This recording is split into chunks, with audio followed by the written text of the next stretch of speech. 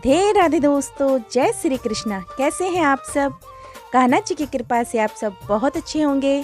स्वागत है आपका आपके अपने चैनल कन्नू बाबू एंड कान्हा जी की सेवा में। सो गाइस, आज की वीडियो में हम फिर प्रस्तुत हैं और आज की हमारी वीडियो का टॉपिक रहने वाला है लड्डू गोपाल जी की इत्र सेवा कब कब करनी चाहिए और कैसे करनी चाहिए। तो चलिए वीडियो स्टार्ट करते हैं।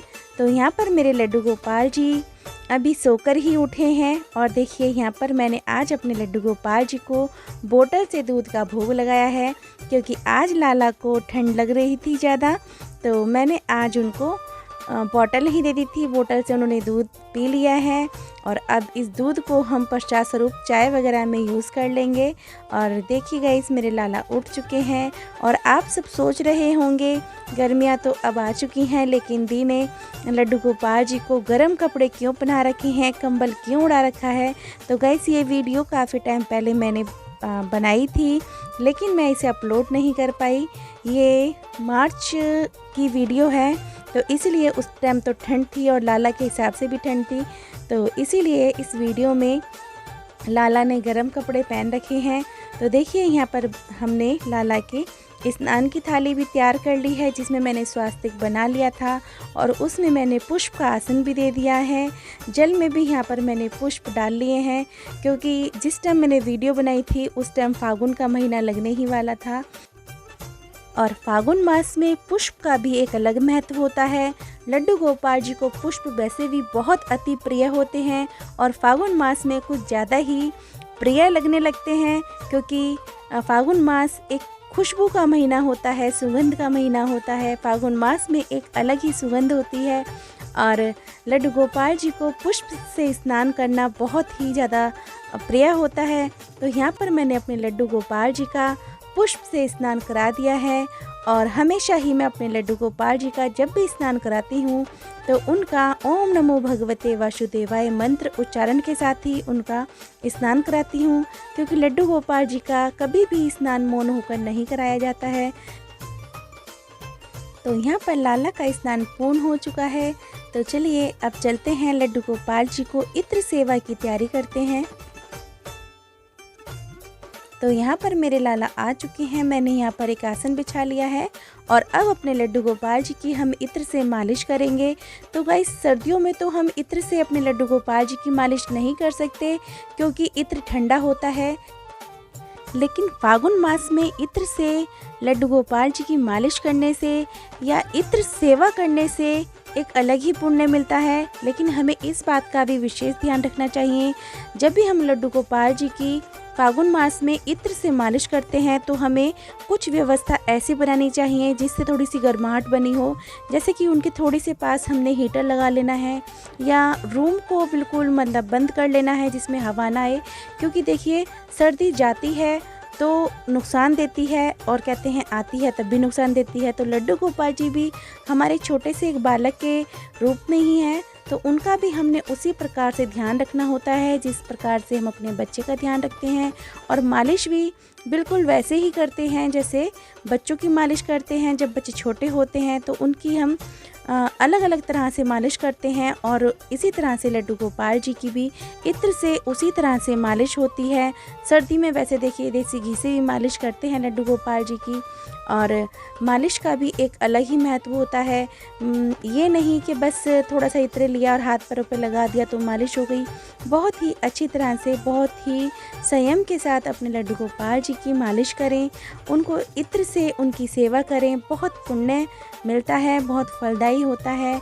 और यहाँ पर मेरे लाला देखिए कितनी मस्ती में अपनी इत्र से मालिश करवा रहे हैं। और गाइस, इत्र से मालिश करने का एक और भी बहुत ही अच्छा परिणाम होता है। लड्डू गोपाल जी का जो विग्रह होता है उसमें बहुत ही प्यारी सी शाइन आ जाती है और जो इत्र की खुशबू होती है वह भी काफ़ी दिन तक लड्डू गोपाल जी के विग्रह के साथ रहती है। तो यहाँ पर मैं बहुत ही धीरे धीरे हाथों से, बहुत ही हल्के हल्के हाथों से अपने लड्डू बाबू की मालिश कर रही हूँ। और देखिए मेरे बाबू कितने प्रेम के साथ मालिश करा रहे हैं और इत्र सेवा करने से बहुत ही सुकून मिलता है। और सच में गाइस, सच बताऊं तो मुझे तो बहुत ही अच्छा लगता है जब मैं अपने लड्डू बाबू को इत्र से मालिश करती हूँ। देखिए कितने स्नेह के साथ, कितने प्रेम के साथ, ऐसा लग रहा है जैसे अपने आप ही बैठ के बहुत ही लड्डू गोपाल जी को अच्छा लग रहा है और जैसे बहुत ही इंजॉय कर रही हैं लड्डू गोपाल जी मालिश कराने में। और यहाँ पर मेरे लाला की बस इसी प्रकार से हमने मालिश करनी है। तो और गाइस देखिए, सर्दी में तो हम बहुत सोच समझ के लड्डू गोपाल जी की मालिश करते हैं, तो गर्मियों में आप हफ्ते में एक बार लड्डू गोपाल जी की इत्र सेवा ज़रूर करें, जिससे लड्डू गोपाल जी को ठंडक मिले। तो इसी प्रकार से अपने लड्डू गोपाल जी की इत्र सेवा करनी चाहिए। तो यहाँ पर मेरे लाला की भी इत्र सेवा बस पूर्ण ही होने वाली है। सारे में मैंने बहुत अच्छे से उनको इत्र से मालिश कर ली है। बस थोड़ी सी उनके पैरों पे और मालिश कर लेते हैं और बस उसके बाद लाला को भोग लगाएंगे, उनकी पूजा आरती करेंगे। तो देखिए यहाँ पर घुटनों पे और तलुओं पे मालिश हम ज़रूर ही करनी चाहिए, क्योंकि तलुओं पे मालिश करने से बहुत सुकून मिलता है। हम लोग भी जब अपने हाथ पैरों की मालिश करते हैं तो तलुओं पे मालिश ज़रूर करनी चाहिए। और देखिए यहाँ पर मालिश के बाद ये मेरे लाला की टॉवल है, तो इस टॉवल से मैं अपने लाला का पूरा शरीर अच्छे से पोंछ लूँगी, क्योंकि इत्र चिकना होता है। तो बस यही डर लगता है कहीं लाला हाथ से फिसल ना जाएं, क्योंकि लाला एक तो बहुत ही चुलबुले से और शरारती से होते हैं, तो उछल कूद ज़्यादा करते हैं और मैया के साथ तो कुछ ज़्यादा ही उछल कूद करते हैं। तो यहाँ पर जब भी आप इत्र सेवा करें या घी से उनकी मालिश करें तो ज़रूर ही उन्हें एक टॉवल से उनको अच्छे से उनको पोंछ लें, जिससे उनका विग्रह जो होता है वह चिकना ना रहे। और देखिए यहाँ पर मैंने उनके पूरे हाथ पर अच्छे से पोंछ लिए हैं, कमर, उनका पेट सब अच्छे से पोंछ लिया है। और अपने लाला को मैं ये सुंदर सी पुष्प वाली पोशाक ही धारण करा रही हूँ। तो यहाँ पर देखिए मेरे लाला ने पुष्प वाली पोशाक धारण कर ली है। बहुत सुंदर लगते हैं मेरे लाला इस वाली पोशाक में। और अगर आपने भी ये पोशाक बनानी है तो आप मेरे चैनल पर जाकर ये पोशाक सीख सकते हैं। मैंने ये पोशाक और पगड़ी दोनों ही अपने चैनल पर बनानी सिखा रखी है। और यहाँ पर अपने लाला का हम श्रृंगार भी कर लेंगे, क्योंकि बिना श्रृंगार सेवा के लड्डू गोपाल जी का जो सेवा होती है, लड्डू गोपाल जी की जो सेवा होती है वह अधूरी रहती है। तो उनको अच्छे से ही स्नान के बाद बहुत ही अच्छे से उनको तैयार करना चाहिए। हमेशा उनको सुंदर सुंदर वस्त्र के साथ उनकी मैचिंग के कड़े, उनकी ज्वेलरी दोनों ही लगानी चाहिए। और यहाँ पर देखिए मैं सुंदर सी अपने लाला को पगड़ी पहना देती हूँ। तो यहाँ पर लाला ने पगड़ी धारण कर ली है और पगड़ी लगाते ही लाला बहुत सुंदर लगने लगते हैं। बहुत ही प्यारे मेरे लाला लगते हैं। बस ऐसा लगता है कि अपने लाला को देखती रहूं, कुछ ना बोलूं, बस उनकी आंखों में आंखें डालकर एक टक निहारती रहूं। बहुत ही सुंदर स्वरूप लगता है जब लाला तैयार हो जाते हैं। एक अलग सी ही उनके चेहरे पे रौनक होती है। और गाइस जब भी उनका मैं फेवरेट उनको श्रृंगार करती हूँ, उनकी फेवरेट पोशाक पहनाती हूँ, तब तो लाला की खूबसूरती बहुत ही अलग होती है। और देखिए यहाँ पर बातों बातों में मैंने अपने लाला को मोर पंख भी धारण करा दिया है। और मोर पंख धारण करते ही लाला बहुत सुंदर लगने लगते हैं। यहाँ पर मैंने पूजा की भी तैयारी कर ली है। तो जो पूजा की तैयारी है उसमें भी मैंने आसन लगाए हैं, पुष्प लगाए हैं, पुष्प का आसन लगाया है, ज्योत प्रज्वल कर ली है।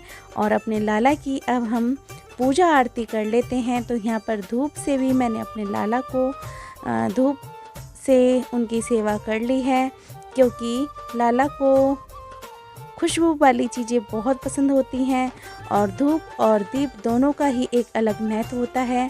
और यहाँ पर मैं अपने लाला को मोर पंख से चंदन का टीका लगाऊंगी, क्योंकि चंदन का टीका हमेशा लाला को मोर पंख से ही लगाना चाहिए। तो यहाँ देखिए मैंने उनको टीका लगा लिया है और यहाँ पर अपने लाला की कर लेते हैं आरती।